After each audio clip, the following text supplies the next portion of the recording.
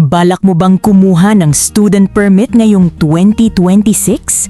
Sa video na ito, ipapakita ko ang buong proseso mula sa requirements hanggang sa pag-release ng iyong student permit. Una, siguraduhing qualified ka. Kailangan ay hindi bababa sa 16 years old para makapag-apply ng student permit. Ihanda ang mga sumusunod na requirements. PSA birth certificate, valid ID, medical certificate, TDC certificate, parent consent if below 18. Magkano ang dapat ihanda?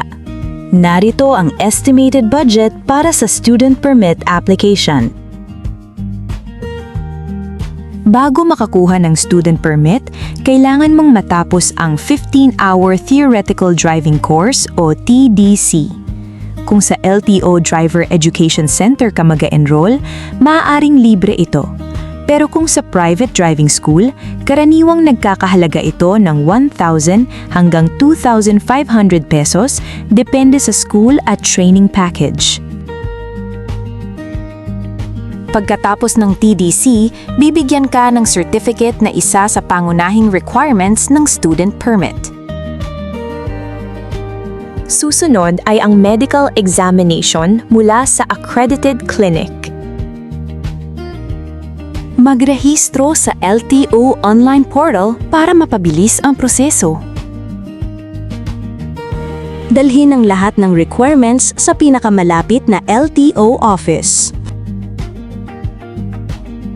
Iva-validate ng LTO personnel ang iyong mga dokumento. Kapag na-verify na ang iyong mga dokumento, magbabayad ka ng student permit fees. Karaniwang nasa 250 hanggang 300 pesos ang student permit processing fee depende sa updated LTO charges. Hiwalay pa rito ang medical examination fee na karaniwang nasa 500 hanggang 700 pesos. Susunod, ang picture taking, fingerprint scanning at digital signature. Kapag tapos na ang proseso, i-release na ang iyong student permit. Good luck sa inyong application at drive safely. Drive safely.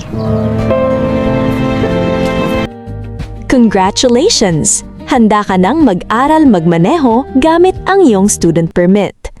Huwag kalimutang mag-like, subscribe at i-share ang video para sa mas marami pang LTO tutorials.